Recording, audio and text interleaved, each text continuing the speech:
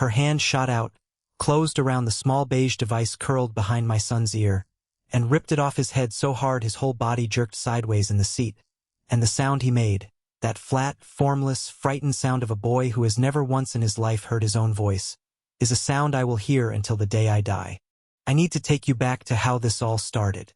3 hours earlier, none of us, not me, not my son, not the 61 other people on that Delta flight from Norfolk to Seattle, had any idea that a woman in a cream blazer with a rolling suitcase that didn't fit the bin was about to become the reason a federal air marshal got involved, the reason a captain came out of the cockpit, and the reason I would have to do something I had spent 11 years hoping I would never have to do in front of my own child. I remember the exact texture of that morning, the ordinary boredom of it. The way boarding music played tinny through the gate speakers while my son pressed his forehead against the window glass and counted the baggage carts rolling by underneath us.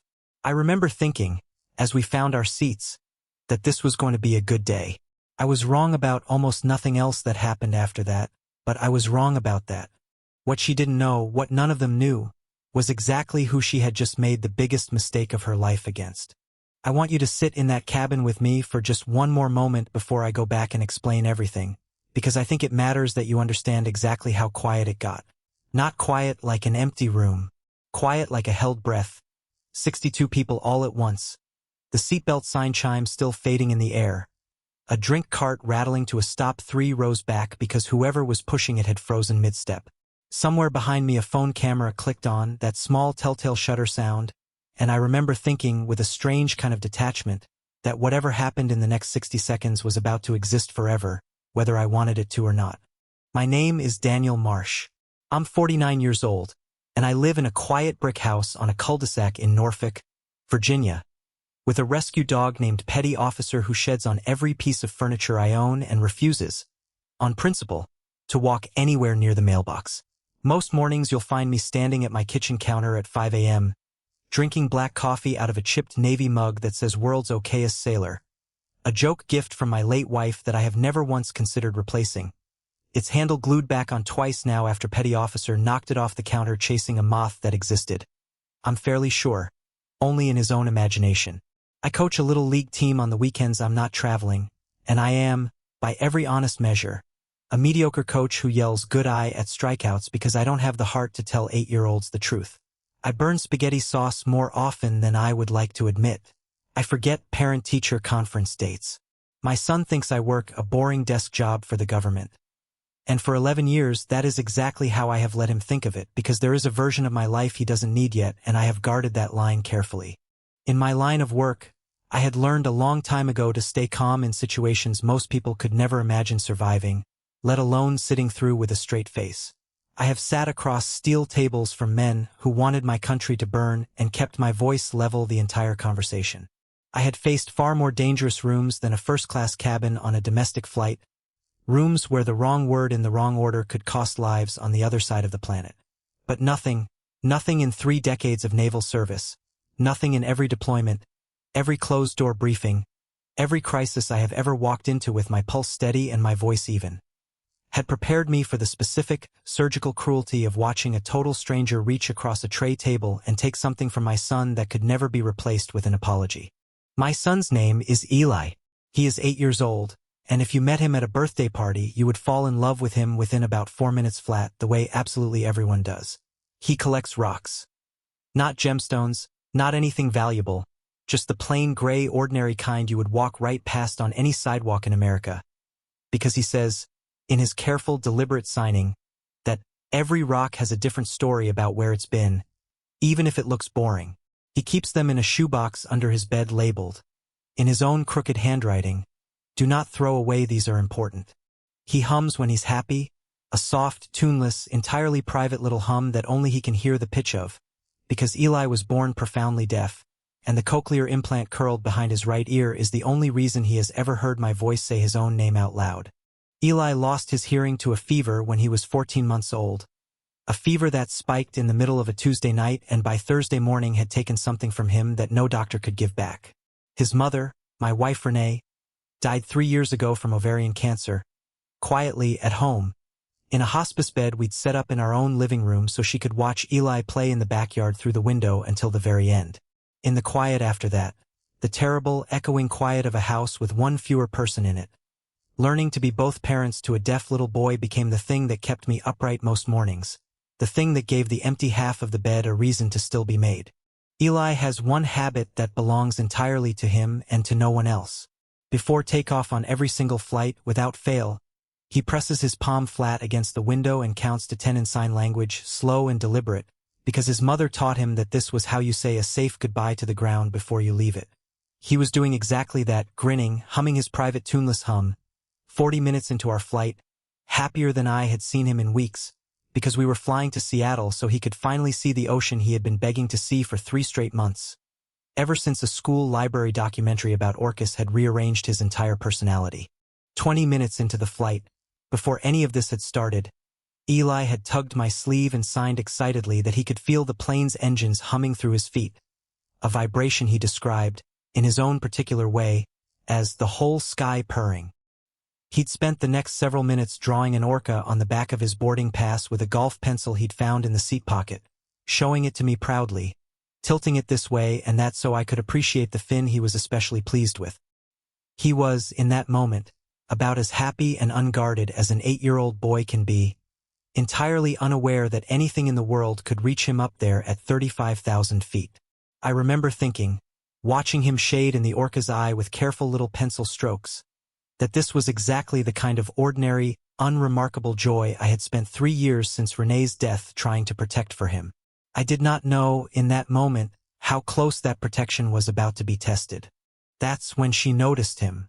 I want to be careful here because I promised myself a long time ago that I would never let anger write my story for me, so let me just tell you what happened, plainly the way it happened. She was seated directly behind us, in seat 3C, a woman I'd placed somewhere in her late 50s, dressed in a cream blazer with gold buttons that had clearly never been anywhere near an actual boardroom. The kind of woman whose posture alone tells you the entire aircraft exists to serve her personally. Her carry-on was the size of a small filing cabinet, and she had already argued with the gate agent about it once before boarding, and with a flight attendant about it a second time once we were seated, in a tone that made it very clear this was a woman who had done this exact routine before and always gotten her way in the end. Before we'd even reached cruising altitude, she had summoned a flight attendant 3 separate times over the placement of her carry-on, insisting each time that the crew member personally rearrange the overhead bin to accommodate her bag's exact preferred position, even after being told, patiently, that there simply wasn't room without disturbing other passengers' luggage. At one point she remarked, apparently to no one, that she shouldn't have to deal with logistics like this given how often she flew, a sentence that struck me at the time as odd rather than alarming, the kind of small entitled complaint you hear on flights often enough to forget within minutes.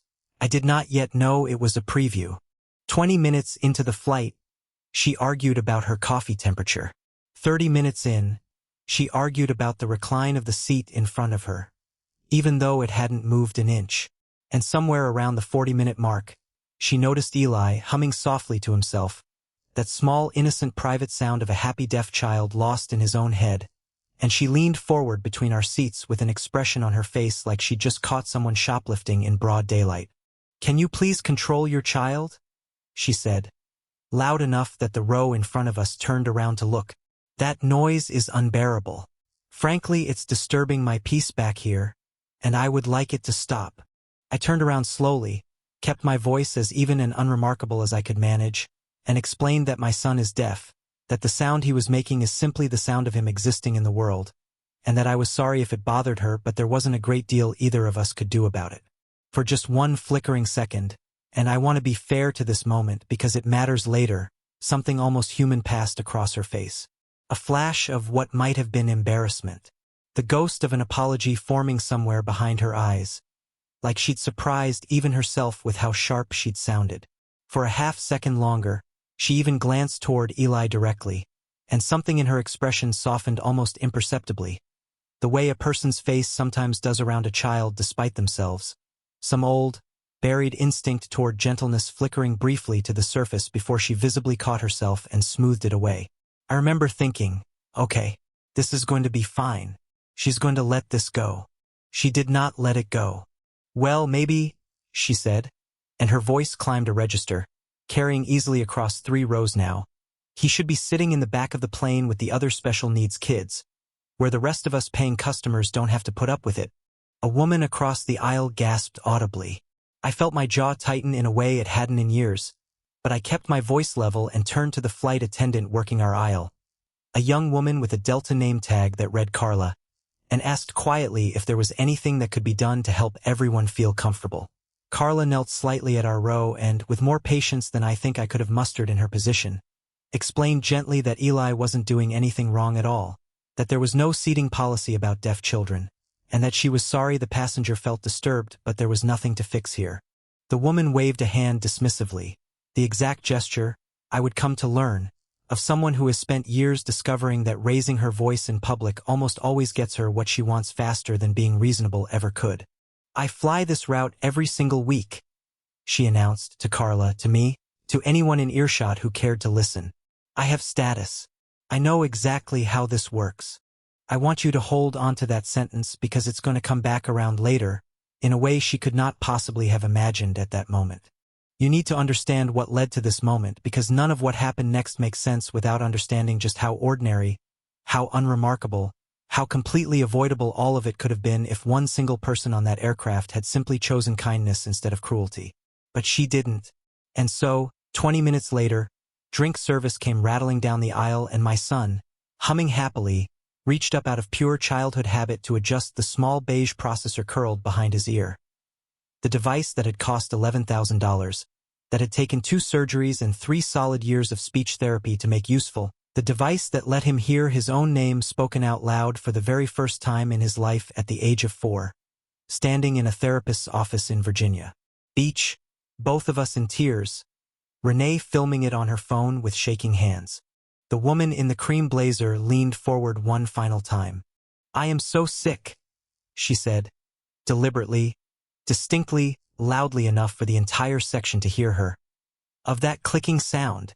And before I could react, before Carla could react, before anyone in that cabin had a single second to process what was about to happen, her hand shot across the gap between our seats and ripped the processor clean off my son's head. Eli's whole body jerked sideways, and the sound he made, that flat, formless, terrified sound of a boy suddenly plunged back into total silence mid-flight, confused and scared and reaching up toward an ear that had nothing there anymore, is a sound I will hear until the day I die. I remember that moment now in fragments, the way you sometimes remember the worst seconds of your life, not as one continuous scene but as separate, disconnected photographs. The particular angle of her wrist as it crossed the gap between our seats. The small gold bracelet on her arm catching the cabin light. Eli's face, mid-turn, still smiling at something he'd been about to sign to me, before the smile simply stopped, replaced by nothing at all, replaced by the specific blank confusion of a child whose entire understanding of the world has just been interrupted mid-sentence. She examined it in her closed palm like it was a broken toy some dog had chewed on and left on her porch, made a small face of pure disgust, and then, deliberately, slowly, while looking directly at me, holding my gaze the entire time like she was daring me to do something about it, she closed her fist around it and squeezed. I heard the small plastic housing crack. The cabin went completely, absolutely silent, except for the low, steady hum of the engines and the small, panicked, wordless sound my son was making as he reached both hands up toward his ear and found nothing there at all. I need you to understand something about who I actually am, because it matters enormously for what happened in the minutes that followed. Every single person who has ever served under my command would tell you the exact same thing about me. I do not raise my voice. I have never needed to. In every job I have ever held, the scariest people in the room were never the loud ones, and I had built my entire career quietly on being the calm one. I did not raise my voice now either.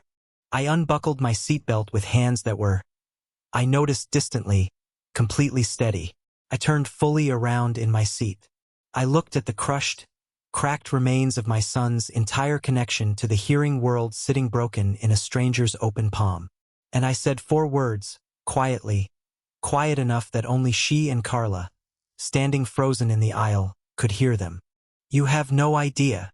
She laughed. She actually laughed, a short, ugly bark of a laugh, and tossed the broken processor onto my tray table like she was doing me some kind of favor by returning it at all.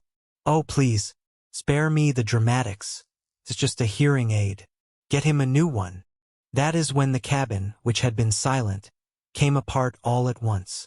A big guy too rose up in a faded Georgia Tech hoodie. A voice straight out of Savannah, stood halfway out of his seat before his own seatbelt even released him. "Ma'am," he said, and his voice was shaking with something that wasn't quite anger and wasn't quite disbelief. "That boy is deaf. You just took away the only way he can hear anything on God's green earth, and you're sitting there laughing about it."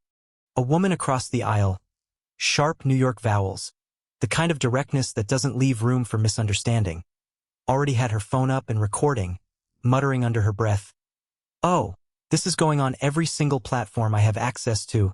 I don't care who sees it." Somewhere behind me, a quieter voice, flat Midwestern vowels, almost too soft to catch, said, mostly to herself, "I can't believe what I just watched happen." And I heard someone start to cry. Not Eli. Eli was too stunned yet to cry, frozen with his hand still pressed against the side of his own head. But a total stranger, moved to tears simply from witnessing what had just occurred 3 feet away from her.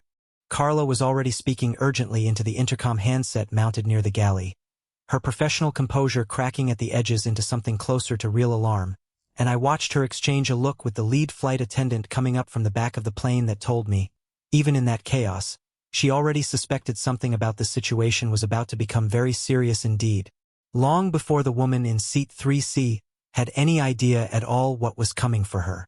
I picked up the shattered processor from my tray table, cradling it in my palm like something wounded, and turned to my son. I held his face gently in both hands so he could read my lips clearly in the low cabin light, and I mouthed slowly, deliberately, 3 separate times so he would be absolutely certain of what I was saying. "I've got you. Promise. I've got you."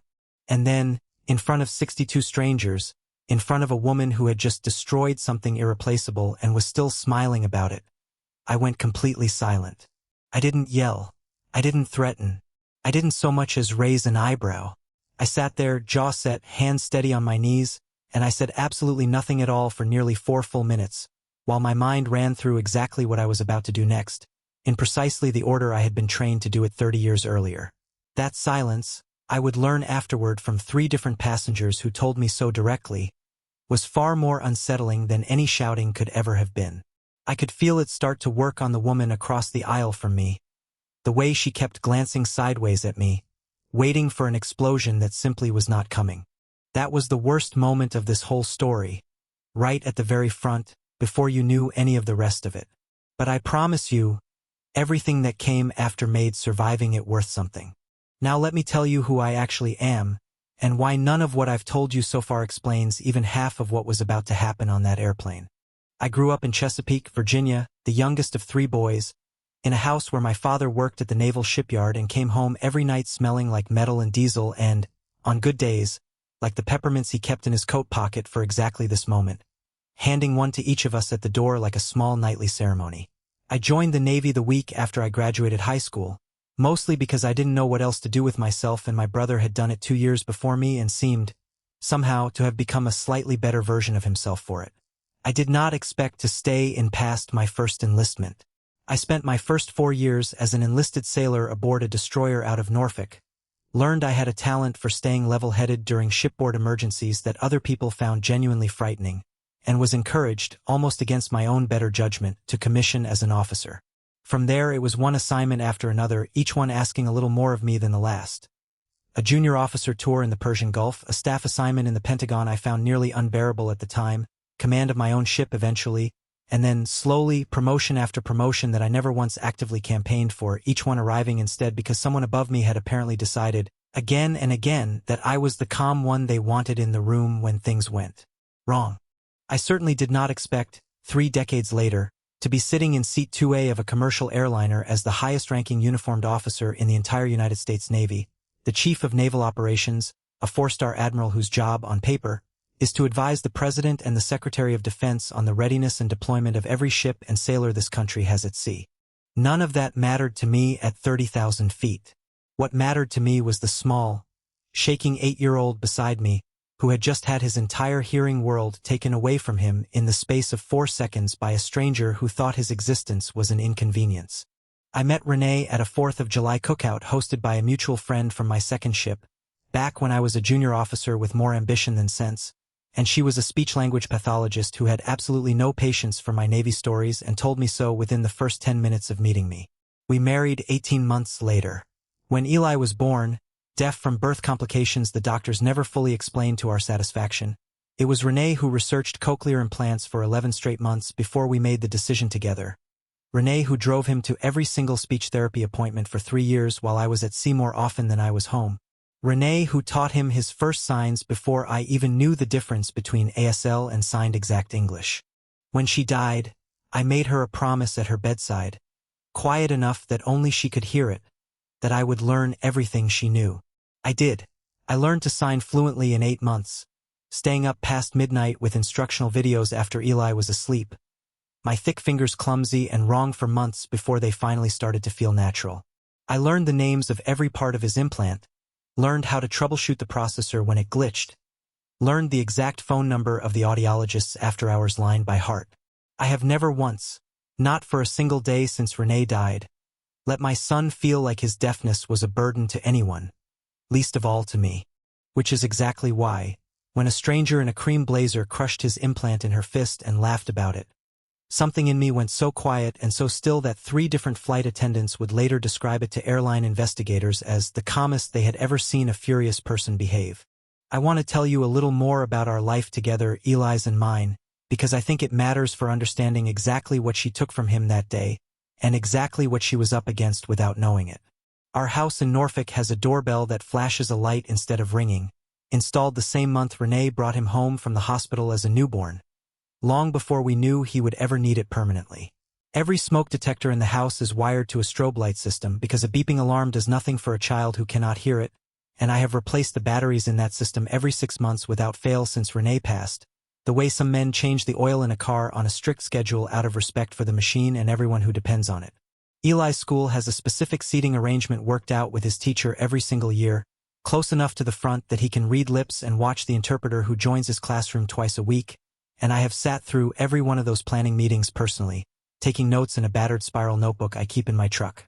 None of that is remarkable, particularly, not to parents of deaf children, who do this kind of quiet architecture of a life every single day without anyone ever noticing the work behind it. What is remarkable, I think, looking back, is how invisible all of that careful engineering can be to someone determined not to see it. The woman in seat 3C did not know about the doorbell, or the strobe lights, or the notebook in my truck. She saw a child humming, and she decided in about 4 seconds that his existence was a personal inconvenience to her flight. That decision, more than anything else that happened afterward, is the thing I have found hardest to forgive. Let me tell you about her, this woman, because you deserve to understand who you're dealing with before the reveal comes, and because understanding her a little oddly makes the ending land harder. She was traveling, we would later learn, for her job as a regional sales director for a mid-sized medical supply company. Ironic as that detail is given what she'd just done. She flew this route, Norfolk to Seattle with a connection nearly every week, and had accumulated enough airline status that she had, over several years, come to genuinely believe the aircraft cabin was an extension of her personal office, one where the normal rules of decency were somehow suspended for people who flew as often as she did.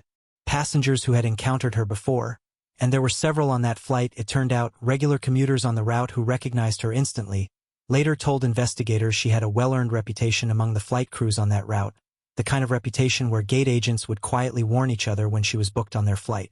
She had 1 child of her own, grown and long since moved away, and I don't know anything else about that relationship, and I choose not to speculate about it, because it isn't my story to tell and it doesn't excuse a single thing that happened. What I do know is this. Somewhere in the last several years, something in her had curdled into the belief that loudness was the same thing as power, and that other people's inconvenience mattered more than other people's dignity. That belief had apparently worked for her over and over, for long enough that she never expected it to stop working.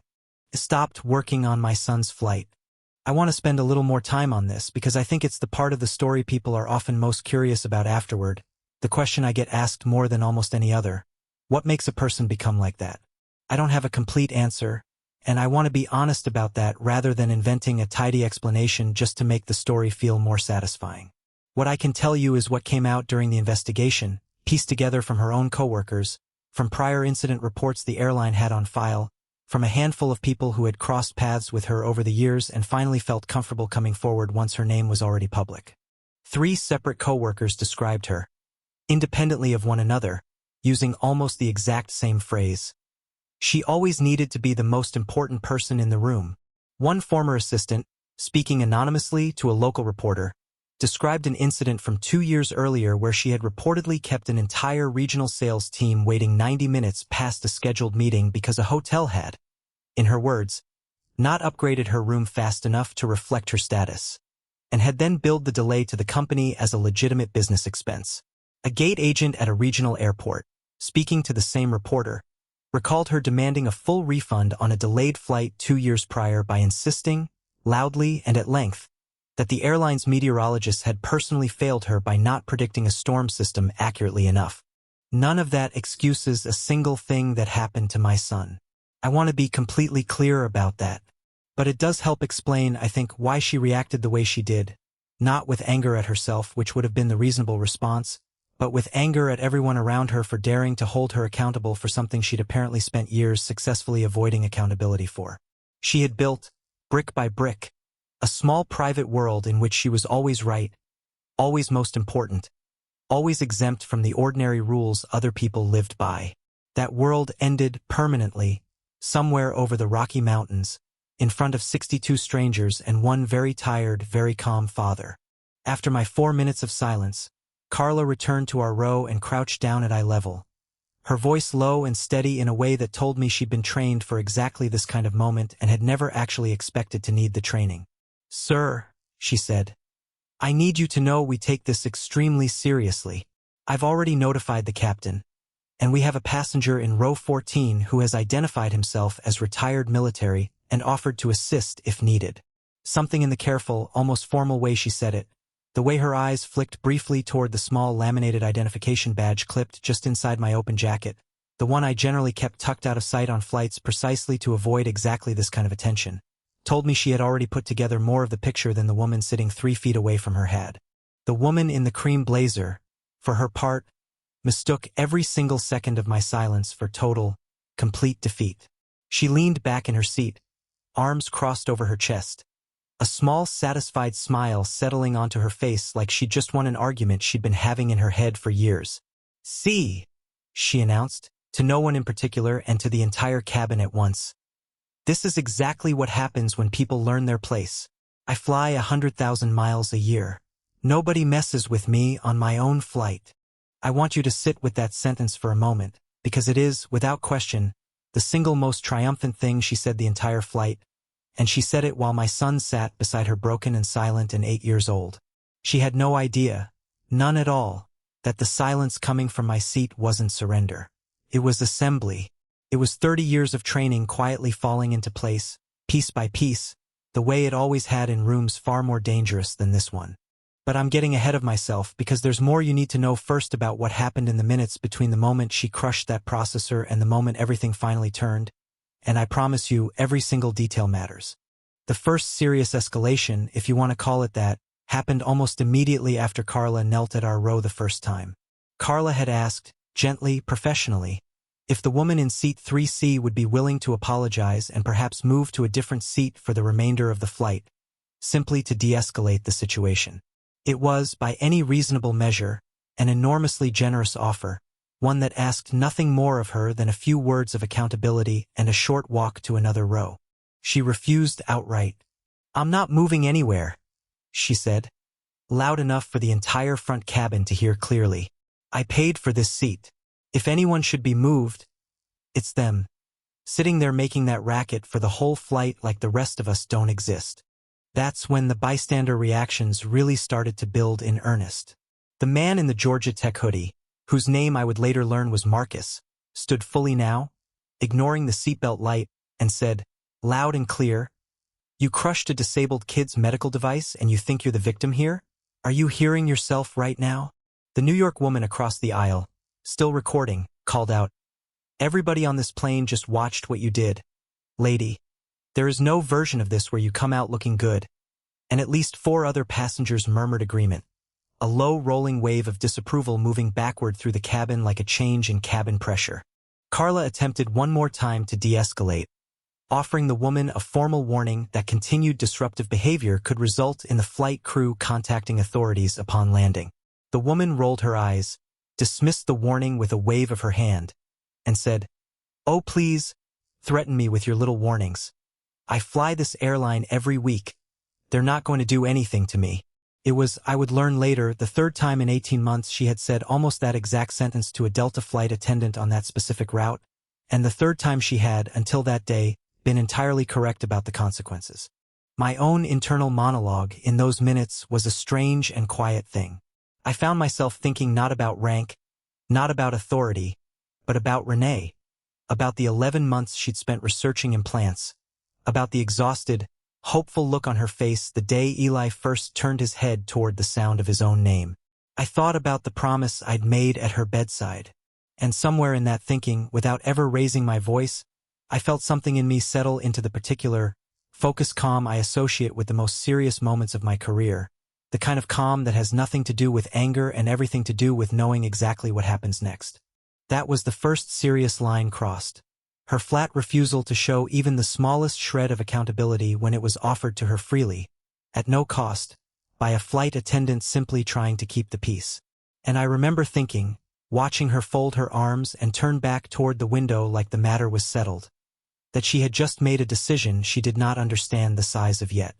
Carla tried once more, her voice carefully neutral, professional, the exact tone flight attendants are trained to use in situations exactly like this one. "Ma'am, I want to be clear that we are documenting this conversation, and continued escalation could result in further action once we land." The woman didn't even turn her head. "Document whatever you want," she said flatly. "I'll be filing my own complaint about all of this the second we land. And trust me, mine will get more attention than yours." Carla simply nodded, wrote something briefly on the small notepad she carried, and moved on to check on the rest of the row, her composure entirely intact even as the situation continued sliding, second by second, further from anything resembling reasonable. There was a small pause in the cabin then, maybe 90 seconds of uneasy quiet, the seatbelt sign still lit, the beverage cart abandoned halfway down the aisle where the second attendant had left it to help Carla manage the situation. In that pause, an older man in seat 2C, whom I hadn't spoken a word to the entire flight, leaned across the aisle toward me and said quietly, in an accent I placed somewhere around Cincinnati, "Son, I don't know what you do for a living, but whatever it is, I have a feeling this woman is about to find out the hard way." I didn't answer him. I only nodded once and turned back to my son. A young mother 2 rows behind us, traveling alone with a toddler asleep against her chest, had also started recording by then, and I heard her murmur to the man beside her, in an unmistakably southern cadence of her own, softer than Marcus's but no less firm. "I have never in my life seen a grown woman act like that toward a child, and I hope somebody makes her answer for it." Her toddler stirred slightly at the tension in her voice, and she rocked him automatically, without ever taking her eyes off our row. Even the gate agent's earlier warning about the woman's carry-on suitcase, it turned out, had been logged in the airline's internal system as a minor customer service note. One small data point among what would soon become a much longer file. None of us knew that yet. What we knew in that 90-second pause was only that the entire cabin had quietly, collectively begun keeping score. Then came the deep escalation, the moment that would later become the single clip clipped and shared more than any other from that flight, the one people would screenshot and caption and argue about online for weeks afterward. It happened maybe 90 seconds after her refusal to move. Eli, still stunned, still silent, still reaching occasionally toward his empty ear out of pure reflex, had begun very quietly to cry. Not loudly, Eli rarely cries loudly even when he's hurting badly, but in the specific soundless way deaf children sometimes cry, shoulders shaking, face crumpling, no sound coming out at all because he genuinely could not hear himself doing it. It is, I promise you, one of the most heartbreaking things a parent can witness, and I have seen a great many hard things in my life. She looked at him crying, soundless and small, and instead of softening even slightly, she said, loud enough that it carried the entire length of the first-class cabin and into economy behind the curtain, a line that would end up as the thumbnail text on every single video made about this story afterward. "Oh, stop with the crocodile tears, kid. Maybe if you'd been quieter in the first place, none of this would have happened." Some of us actually have places to be. She said this to an 8-year-old deaf child whose implant she had personally destroyed with her own hand 60 seconds earlier. The reaction in the cabin was immediate and total. Marcus, in the Georgia Tech hoodie, was fully out of his seat now despite the seatbelt sign, moving toward our row, and Carla had to physically step between him and the woman's seat, her hand raised, saying, "Sir, please, I need you to sit back down. I understand. I am handling this." The woman across the aisle was no longer just filming quietly. She was narrating for her recording now, voice shaking with anger. This woman just told a crying deaf child that his tears are fake after he crushed his hearing aid. Everybody needs to see this. A third passenger, an older woman traveling alone in seat 4A, reached across the aisle without a word and simply took Eli's small hand in both of hers, holding it gently, her eyes wet, saying nothing at all because there was nothing that needed saying. "I want to tell you about the flight attendant, Carla, because she deserves it." She was maybe 26 years old, and she had been trained for turbulence and medical emergencies and unruly passengers in the abstract, but I don't think anything in her training had prepared her for the specific moral clarity of watching a grown woman mock a crying child she had just injured. She knelt at our row again, and this time her voice shook slightly, just slightly, as she said, "Mr. Marsh, I am so sorry. I am doing everything within my power right now.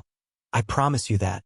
I thanked her quietly and told her none of this was her fault, and I meant it completely. A teenager traveling with her own family in row 6, no older than 15, stood up briefly in her seat, phone still recording, and said, loud enough to carry, "This is literally the worst thing I've ever seen an adult do, and I've seen a lot of stuff online," which drew a short, humorless laugh from the row behind her, the kind of laugh that isn't really about anything being funny at all. Her father put a hand on her shoulder, gently urging her to sit back down, but I noticed he didn't ask her to stop recording. Somewhere in the middle of all this, a small detail happened that almost no one on that flight noticed at the time, but that would matter enormously later. The lead flight attendant, an older woman named Denise who had been working the galley behind us, appeared briefly at the end of our row, looked at me for exactly 1 second longer than a passing glance requires, and then quietly, almost imperceptibly, straightened her posture before turning back toward the front of the cabin. I didn't think much of it in the moment. I understood it completely only afterward, when Denise told me she had, in fact, recognized me the moment I boarded, and had simply been waiting, professionally and correctly, to see whether I would need to say anything at all before she did.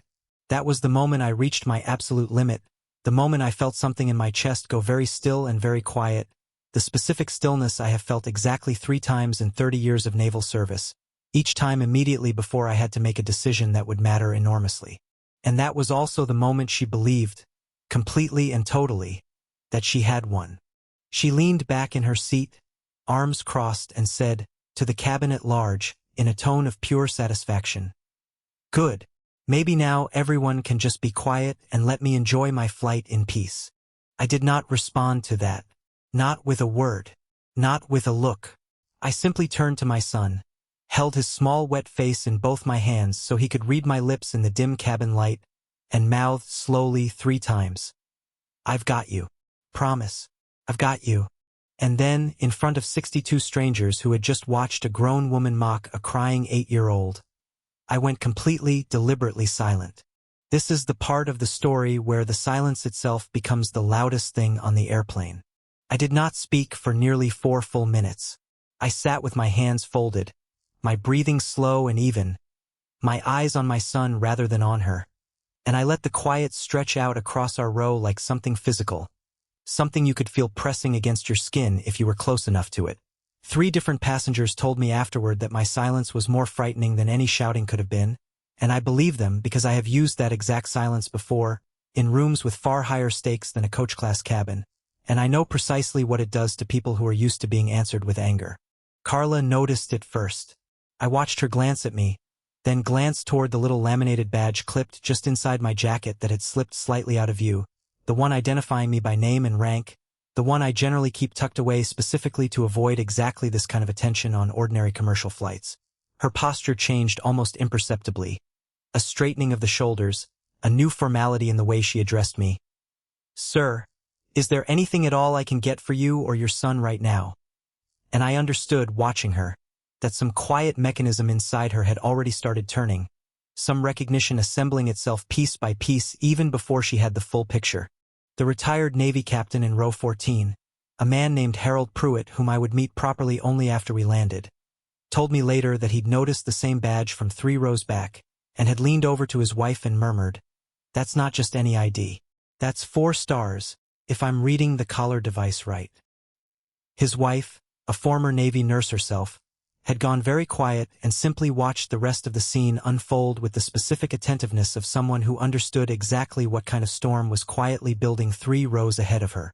The older woman in seat 4A, the one who had taken Eli's hand earlier without a word, leaned over during that silence and said something to him directly, slow and deliberate so he could read her lips, something I only learned the content of afterward because Eli signed it to me weeks later at our kitchen table. She had told him simply, "You did nothing wrong. Whatever happens next, you did nothing wrong." He nodded at her, still crying quietly, and she squeezed his hand once more before sitting back. I did not know in the moment that this exchange had happened, but I have thought about it often since, about how much of the healing after that flight came not from consequences delivered to the woman who hurt him, but from strangers who simply chose, unprompted, to be kind to a frightened child. The woman in the cream blazer, meanwhile, mistook every single second of the silence for exactly what she wanted it to mean. She sat back further in her seat, visibly relaxing, the tension draining out of her shoulders, replaced by something worse than tension. Smugness, settled and comfortable, the particular satisfaction of a person who believes the conflict is finally, fully over and that she has emerged from it, once again completely unscathed. "See," she said again, quieter this time but no less pleased with herself, mostly to the woman seated beside her who had spent the entire flight staring determinately at her tray table trying not to be involved in any of it. "This is exactly what I mean. People make all this noise and all this fuss, and in the end nothing actually happens. Nothing ever happens to people like me." I let that sentence sit in the air for a long moment before I moved. Then I reached slowly into my jacket, pulled out a slim leather case I had carried on every single flight for the last 6 years without ever once needing to open it in public, and set it flat on my tray table without saying a single word. I opened it. I placed it on the tray table. She looked down at it. And for the first time since she had boarded this flight, she went completely silent. Let me describe exactly what was inside that case because it matters, and because the specific way her face changed as she processed it, stage by stage, is something I will remember for the rest of my life. It was my official Department of the Navy identification, laminated, unmistakable, bearing my photograph, my full name, and beneath it, in plain lettering that anyone with even a passing familiarity with military rank insignia would recognize instantly. Admiral Daniel R. Marsh, Chief of Naval Operations, United States Navy. Confusion crossed her face first. She squinted at the small card like the words on it simply didn't compute, like her brain was actively rejecting the information being presented to her eyes. What is this supposed to?" she started and stopped, because the sentence had nowhere left to go. Disbelief came next, a full 3 or 4 seconds of it, her mouth opening slightly and closing again without any sound coming out at all. Her eyes flicking rapidly between my face and the card and back to my face again, as if she were waiting for someone to tell her this was some elaborate joke. Recognition arrived from an unexpected direction. Captain Harold Pruitt, the retired Navy officer 3 rows back, stood fully in the aisle now and said, loud and clear enough for the entire forward cabin to hear distinctly, "Ma'am, that is the Chief of Naval Operations. That is a 4-star admiral. Do you understand what you just did?" And then finally panic, real, visible, physical panic, the kind that drains the color out of a person's face in something close to real time, the kind that makes a grown woman's hands begin very slightly to shake. I didn't know who you," she started, her voice suddenly much smaller than it had been at any point since we'd boarded. "You didn't need to know who I am?" I said quietly, the first time I had spoken above a whisper since she had crushed my son's world into pieces roughly 11 minutes earlier. "You needed to treat a child like a human being. That has absolutely nothing to do with rank, and it never did." She looked, for a moment, like she wanted to argue with that, some old reflex still trying to assert itself even now, her mouth opening slightly as though a defense were forming. But nothing came out. Whatever argument she'd been reaching for simply wasn't there anymore, and I watched her realize that in real time, watched the last of her composure finally give way entirely. Denise, the lead flight attendant, appeared at the end of our row now, her earlier restraint replaced with brisk, focused efficiency. "Admiral Marsh," she said, quietly enough that it wouldn't carry beyond our row. "I want you to know we identified you the moment you boarded. We were prepared to assist the second anything happened. And I am so sorry it took this long for us to be able to act." I told her, honestly, that she and Carla had both done exactly what they were supposed to do, and that none of what happened was a failure on their part. It was simply a failure that belonged entirely to one person, sitting 3 feet away from us, finally understanding the scale of what she had done. I want to pause here for a moment on that specific idea, because I've turned it over in my mind 100 times since that flight. There is a particular, ugly kind of disappointment I felt watching her face shift from disbelief to panic, and it wasn't satisfaction, not really. It was closer to sadness. Somewhere in there was a person who had, at some point in her life, presumably been taught the same basic lesson every one of us is taught as a child, that you do not put your hands on other people, that you do not mock a crying child, that cruelty is not made acceptable by how tired or important you believe yourself to be, and somewhere along the way she had simply decided those rules no longer applied to her. My rank had nothing to do with the wrongness of what she'd done. It only determined how quickly and how completely the consequences finally caught up with her. The captain of our flight, alerted by Carla's earlier calls to the cockpit, came back into the cabin himself now, a broad-shouldered man in his 50s whose calm professional demeanor did not fully mask the alarm in his eyes as he took in the scene. A crying child, a shattered medical device on a tray table, a 4-star admiral sitting with a leather ID case open in front of him, and a passenger visibly beginning to fall apart in seat 3C. "Folks," he said, addressing the cabin generally but looking directly at Carla for confirmation. "I understand we've had a serious incident back here. I want everyone to know we are taking this with the utmost seriousness, and law enforcement will be meeting this aircraft upon arrival. Federal air marshals, there were 2 aboard, as there often are on flights along that particular corridor, something I'd have known regardless of the situation given my position, identified themselves quietly to Carla and moved unhurriedly into the aisle near row 3, positioning themselves without drama, without theater, simply establishing a presence that made it very clear the situation was now, formally, entirely out of the woman's hands. She tried, God help her, she tried absolutely everything in those final minutes before we landed. She tried to explain that she didn't realize the severity of what she'd done, as though crushing a device in her fist while a child watched required some special severity to understand. She tried to explain that she had a lot of stress in her life right now, offering it up like a password that had always worked before and simply must surely work again.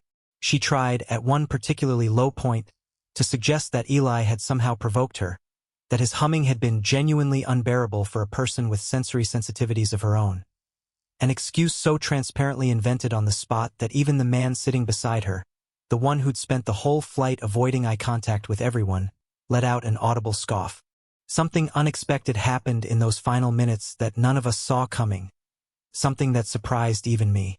The man in seat 2C, the one with the Cincinnati accent who had murmured his quiet prediction to me earlier, stood slowly, walked the few steps to where the air marshal stood near row 3, and asked, politely but firmly, if he could say one thing to the woman before she was escorted off. Permission granted. He leaned down slightly so she'd have to look him in the eye and said, "I used to be a schoolteacher for 31 years. I taught kids just like that boy. I have never, not once in 3 decades, seen an adult behave the way you did today, and I have seen a lot of adults behave badly." He didn't raise his voice. He didn't need to. He simply straightened up, returned to his seat, and said nothing further for the rest of the flight. It was, in its own quiet way, almost as devastating as the reveal itself, and I don't think anyone on that aircraft expected it, least of all her. She tried once to appeal directly to me, leaning forward with her hands clasped like she was praying, and said, "Please, I have a family, I have a career, please don't do this to me." As though I were the one doing something to her, as though gravity itself were some kind of personal vendetta rather than the simple, natural consequence of a choice she had made with her own hand in front of 62 witnesses. Each excuse landed and died in the air, met only by silence and 62 witnesses who had already seen exactly who she was with their own eyes, whose phones held footage that made every single excuse instantly and permanently irrelevant. The consequences arrived one at a time after that, deliberately, almost formally, the way a verdict is read aloud sentence by sentence in a courtroom rather than delivered all at once. She was removed from the aircraft the moment we reached the gate, escorted off by 2 federal agents while every other passenger remained seated, watching in a silence that felt, Carla told me afterward, like the entire cabin had become a single held breath. She was taken to answer formally for what would be charged, ultimately, as assault and destruction of federal-grade adaptive medical equipment belonging to a minor, charges serious enough that her attorney, retained hastily in the terminal itself, reportedly went visibly pale reading the initial incident report. Her airline status, the thing she had bragged about, weaponized, hidden behind for the entire flight, the thing she had used like a shield against basic human decency, was suspended within the hour pending a full investigation and permanently revoked within the week once that investigation concluded.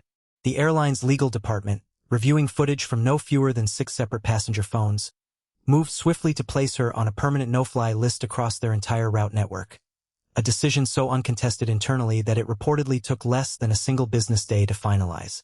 Her employer, the medical supply company she had represented as a regional sales director, was contacted within days by no fewer than 4 separate journalists asking for comment on footage that had, by then, been viewed several million times across multiple platforms. The company's statement, when it finally came, was brief, careful, and unmistakably final. Her employment had been terminated, effective immediately, for conduct incompatible with the company's values, particularly given that the company's entire product line existed to serve people with medical needs exactly like my son's. A civil suit followed within the month, seeking compensation for the cost of Eli's original implant and, notably, for what the filing described as emotional trauma inflicted upon a minor with a documented disability. I am told, though I have made a point of not following the case too closely, that her legal team advised her early on that there was almost no realistic path to a favorable outcome, given the volume and clarity of the available footage. Marcus, the man in the Georgia Tech hoodie, was contacted by investigators within a week to provide a formal statement, and he later told me over email that he'd said the same thing to them that he'd said on the plane word for word because it hadn't stopped being true in the meantime. Captain Pruitt, the retired officer 3 rows back, wrote a short, precise witness statement that a federal attorney later described to me as the cleanest account we received from anyone on that aircraft, which did not surprise me even slightly given his background. Denise, the lead flight attendant, filed an internal report that afternoon documenting not only the incident itself but the woman's prior pattern of behavior on that same route. Information that turned out to matter a great deal once the airline's legal team began building its case for a permanent ban. I was asked, at one point, whether I wanted to pursue any additional legal action of my own, beyond what the district attorney's office and the airline were already handling. I declined. I told the investigator handling our case the same thing I am telling you now. I did not need anything more from that woman than what had already happened in front of 62 witnesses at 35,000 feet. The system, for once, moved exactly the way it was supposed to move, without any help from me beyond a single leather case set quietly on a tray table. And when the cabin doors finally opened at our gate and she was walked off that aircraft by 2 federal agents, past every single row, in front of every single passenger who had watched this entire flight unfold, the applause that broke out behind her wasn't loud, and it wasn't cruel, and it wasn't even particularly triumphant. It was simply relief, quiet, exhausted, collective relief, the specific sound 62 strangers make when they've all just watched the same wrong thing happen and then watched it, finally, get made right. 62 jurors, and the verdict, in the end, was completely unanimous. In those final minutes before the doors opened, the cabin had taken on a strange, hushed quality that Captain Pruitt's wife described to me afterward as feeling like a courtroom right before the verdict comes back. Nobody spoke much. A few people held their phones lowered now, recordings finished, simply watching.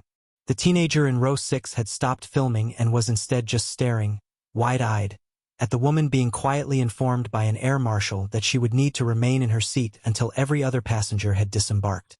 The young mother with the sleeping toddler shifted him gently onto her other shoulder and murmured something to her seatmate that I couldn't quite hear, though I saw him nod slowly in response, the universal gesture of 2 strangers agreeing about something they just watched together.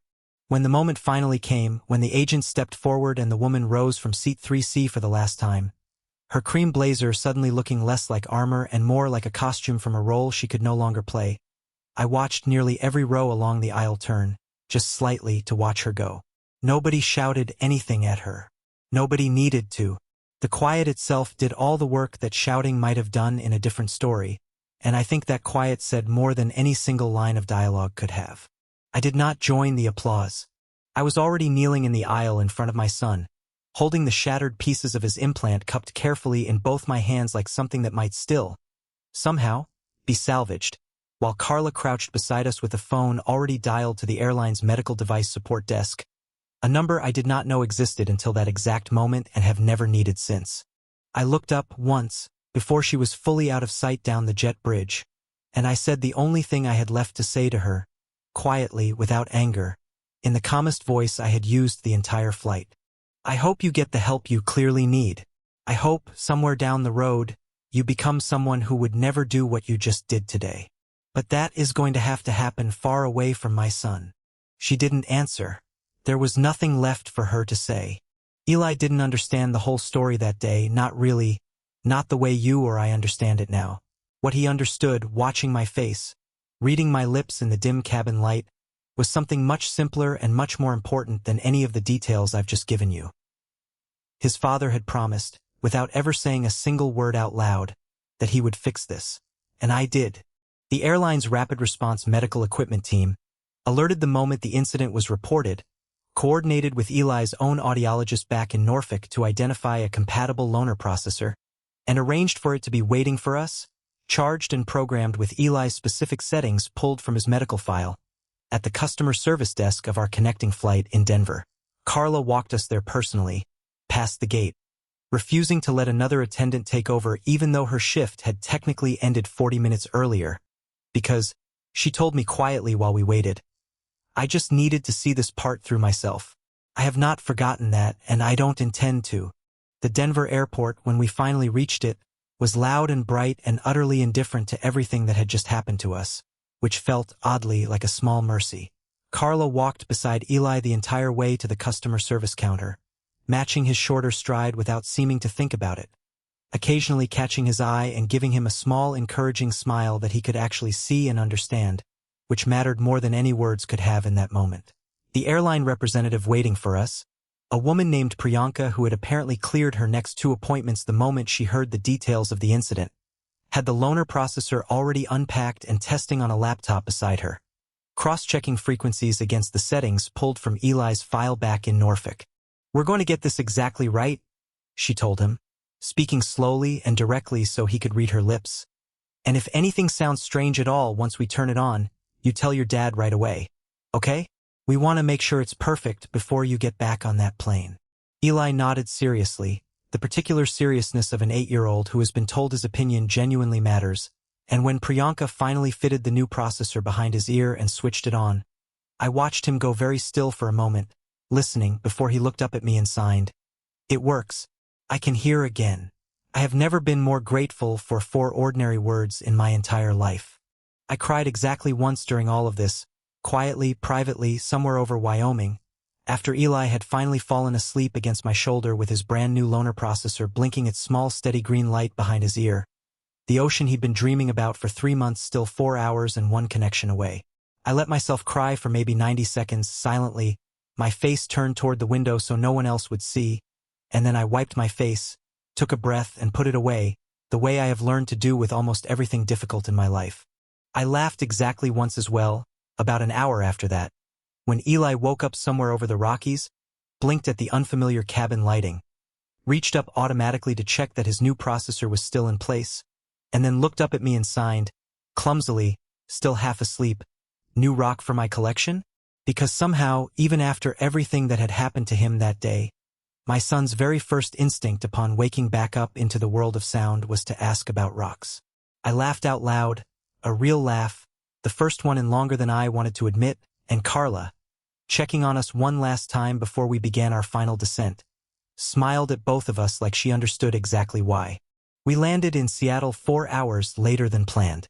Eli saw his orcas 2 days after that, at an aquarium overlooking the sound, and I watched him press his small hand flat against the enormous curved glass the exact same way he presses it against airplane windows before every takeoff, counting slowly to 10 in sign language, saying his own quiet, private hello to something enormous and unknowable and entirely his own. An orca passed close to the glass just as he reached 10, close enough that its eye seemed, for one impossible second, to meet his directly, and Eli turned to me with an expression of such pure, uncomplicated wonder that I had to look away for a moment myself, blinking hard, grateful all over again that he had gotten to have this exact moment at all. He signed, slowly, so I wouldn't miss a single word of it. "This is the best day of my whole life." And I told him I agreed completely, and for once, standing there in front of that glass, I meant it without any reservation at all. We stayed at that tank for almost 40 minutes, long after his friends from home would have moved on to the gift shop, because I understood, watching him, that this particular ordinary Tuesday afternoon was going to matter to him for the rest of his life, the way certain unremarkable days sometimes quietly become the ones we return to again and again, decades later, without ever fully understanding why. I found out, over the following weeks, through a combination of news coverage, a follow-up call from airline security, and one uncomfortable phone call from her own attorney attempting, unsuccessfully, to negotiate some kind of quiet settlement, exactly what had happened to the woman from seat 3C in the aftermath.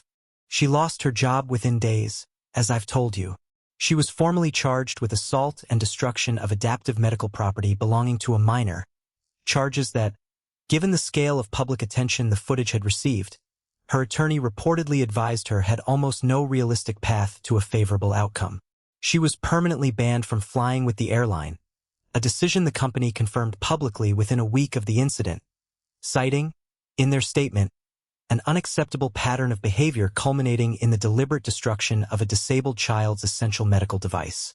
Local news outlets in her home city ran the story for 3 consecutive nights. The footage itself, once it began circulating, took on a life I never anticipated and never particularly wanted.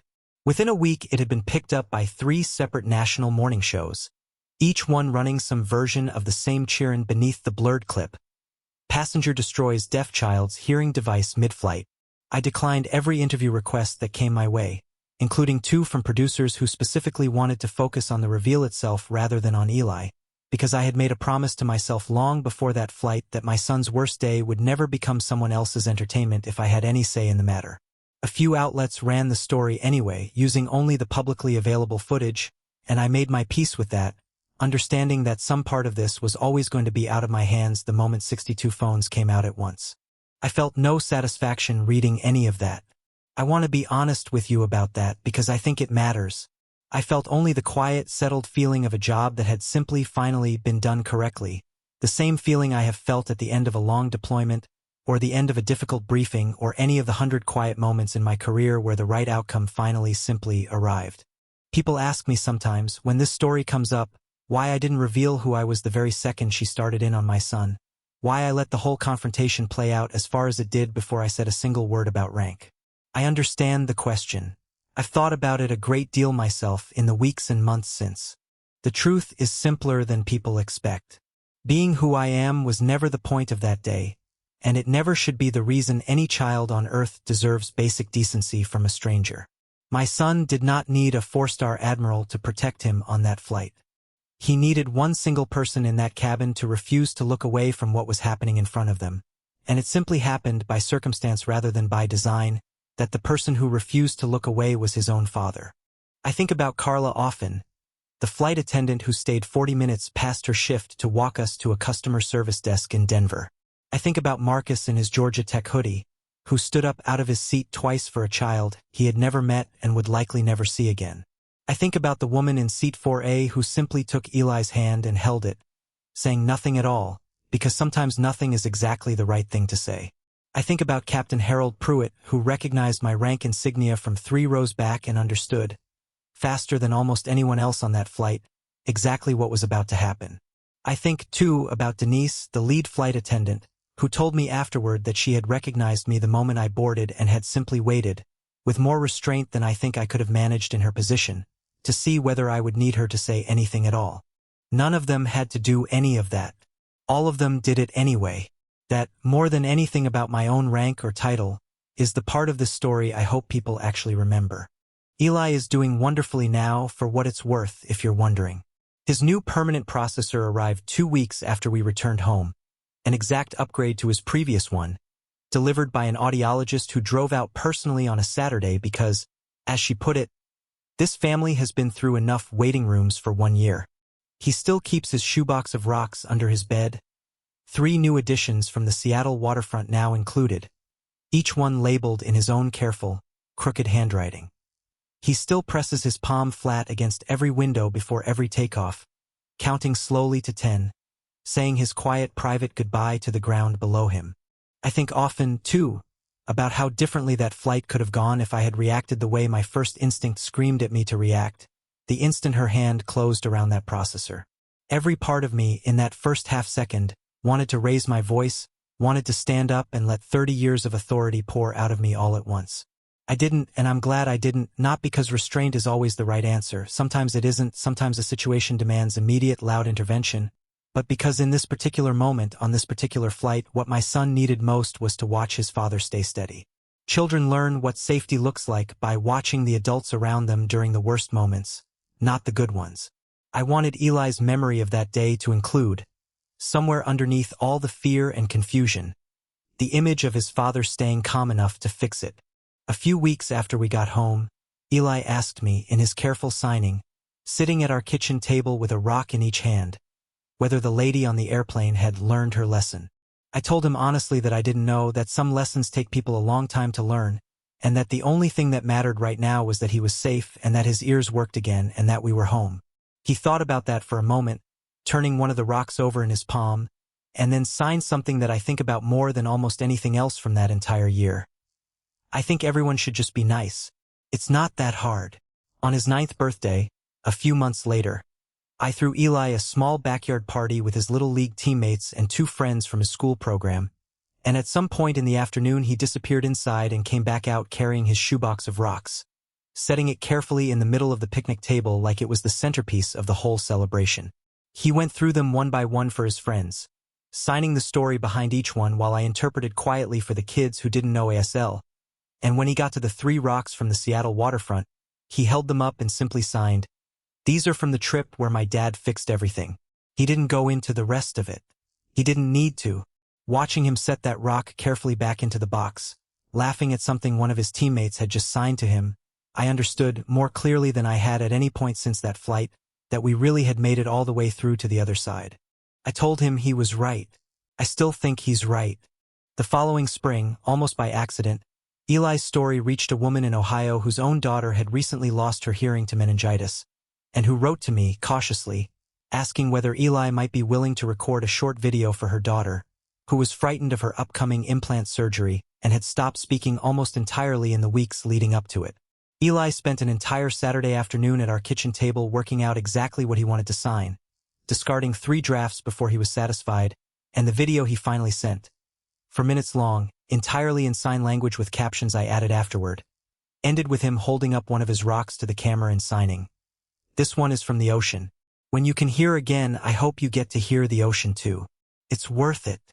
Her mother wrote back 3 weeks later to say her daughter had watched it 11 times before her surgery, and had chosen, on her own, to keep a small rock from her own backyard on her nightstand at the hospital.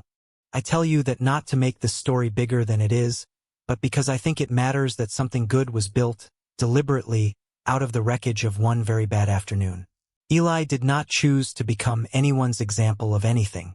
He simply kept being exactly who he already was, curious, gentle, endlessly interested in ordinary rocks and extraordinary orcas, and it turned out that was more than enough to help someone else through something hard.